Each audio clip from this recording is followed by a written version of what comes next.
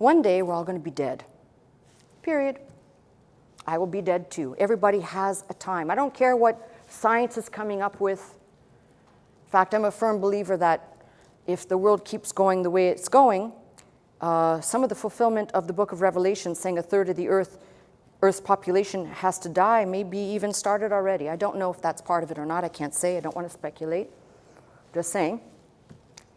So somebody who doesn't want to talk about death, and I've met people like, oh, I can't talk about that. It means the resurrected life and understanding of the resurrected life has not penetrated into your soul. What do you mean? I'm saying exactly what I mean.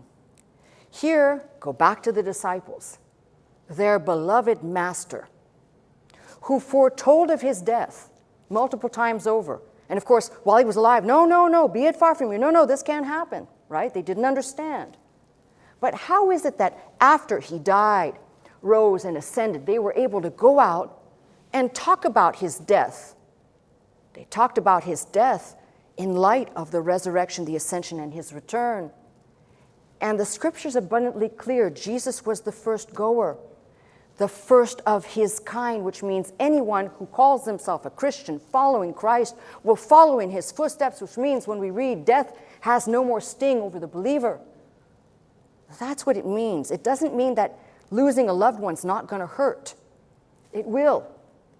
That's the flesh part.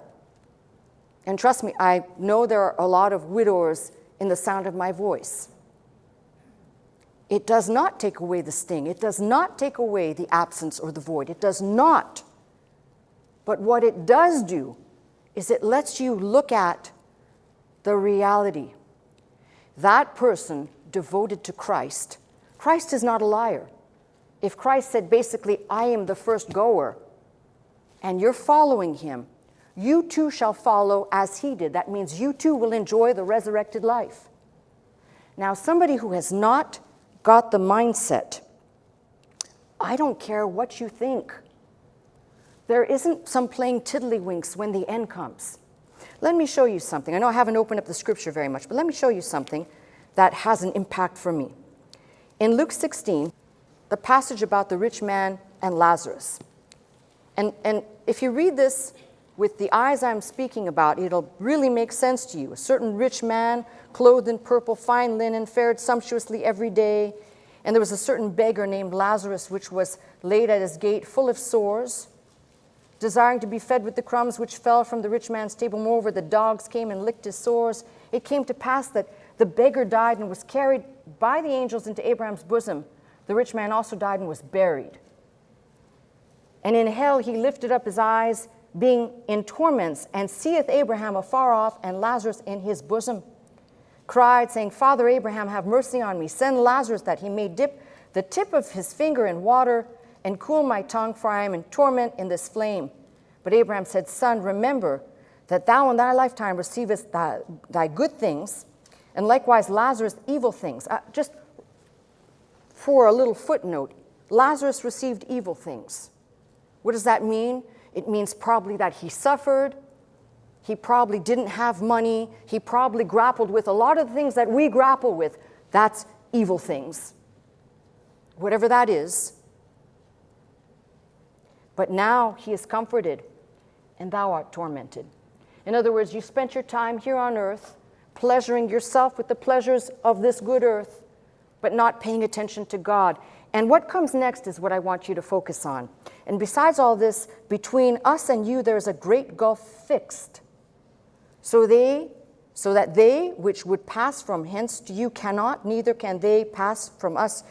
Basically, if you understand this and all the other things that are said about heaven and hell, there is a great divide, there is a chasm. The resurrected mindset, fixed on Christ, understanding we too shall rise, that there are sometimes, we'll call them mild or light afflictions, which Paul talked about, which are only for a time. Don't think because something's happening to you that God isn't with you. Actually, it usually might be a sign that God is with you, that he's letting certain things buffet you, just like he did to many of the people in the book. But it drives home the point. there is a great divide between those who have a changed mindset towards death, dying, and the resurrection versus those who may have heard it but are indifferent, don't care, couldn't be bothered by it. Great gulf fix. So, you might say, well, that's pretty terrible. But if you think about it, and if you believe the proofs, Jesus is the tangible proof. And so many times in the book it says, to him that overcometh death. So, I'm thinking to myself, there is something to be said there in our understanding. You are either fearful of that. It brings about fear. It brings about the shiverings. That's the flesh. The Spirit says, when it's my time, I'm going to go be with the Lord. I don't exactly know 100% what exactly that's going to look like, but that's what I'm told multiple times over. That makes for good doctrine. That makes me stand on that rock to say, that's that. Come